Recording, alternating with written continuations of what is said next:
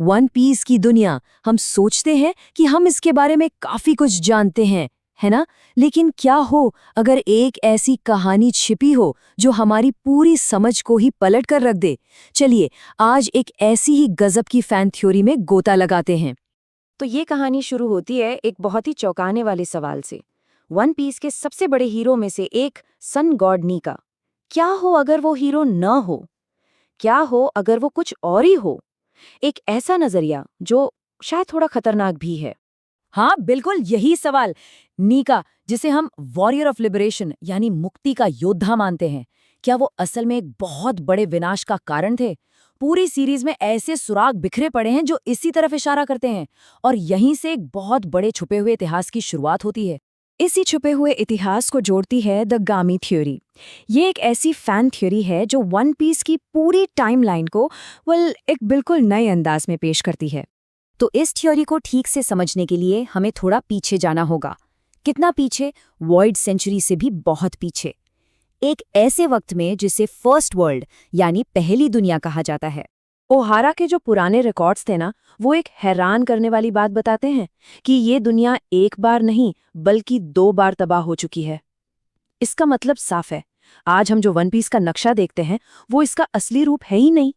तो ये पहली दुनिया आखिर थी कैसी? सोचिए, एक बड़ा सा जमीनी टुकड़ा, एक विशाल स्वर्ग जैसा। यहाँ प्रजातियां भी कम थीं।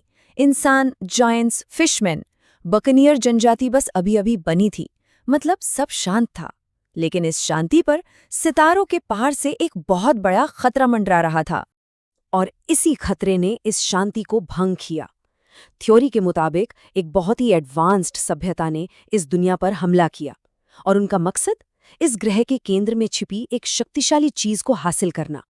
अच्छा, एनील की कवर स्टोरी याद है, जिसमें दिखाया गया था कि चांद पर रहने वाली एक जनजाति संसाधनों की कमी की वजह से नीचे नीले ग्रह पर आ गई थी। गामी थ्योरी के अनुसार ये कोई इत्तेफाक नहीं था।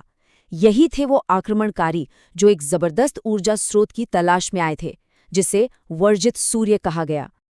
अब जरा इस विजुअल सबूत को देखिए। एनिस लॉबी का गड्ढा और लुलूसिया का गड्ढा बिल्कुल एक जैसे है ना? ऐसा लगता है जैसे पानी में एक स्थायी छेद कर दिया हो। ये थियरी कहती है कि ये एक ही हथियार का कमाल है। कौन सा हथियार? प्राचीन हथियार यूरेनस, जिसे वो चांद की जनजाति अपने साथ लाई थी। और बात यहीं खत्म नहीं होती, थोड़ा और गौर से देखिए। एनिस लॉबी की वास्तुकला और एनेल की कवर स्टोरी में दिखाए गए चांद के शहर बिरका की वास्तुकला, इनमें कमाल की समानता है। इससे तो यही लगता है कि आक्रमणकारियों ने एनिस लॉबी को अपना बेस बनाया था। इस वर्जित सूर्य की ऊर्जा को निकालने के लिए इस चांद की जनजाति ने वहां के लोगों को, खासकर ताकतवर बेक्यानियस को, गुलाम बना लिया। लेकिन जैसा हर कहानी में होता है, इस अंधेरे और जुल्म के बीच एक उम्मीद की किरण जगने वाली थी। एक ऐसी किरण जो एक किंवदंती को जन्म देगी। जब अत्याचार हद से बढ़ गया तो गुलामों की मायूसी भरी दुआओं ने एक ऐसे उद्धारकर्ता को जन्म दिया जिसकी किसी ने कल्पना भी नहीं की थी।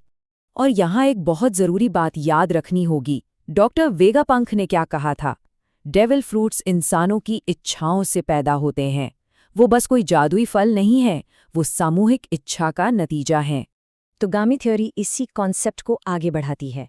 ये कहती है कि उन गुलामों, उन बकनियर्स की आज़ादी की इच्छा इतनी ज़्यादा शक्तिशाली थी, उनके सपने इतने जिंदा थे कि उन्होंने एक आज़ाद योद्धा की कल्पना की, जो खिन सके, जो खुलकर हंस सके।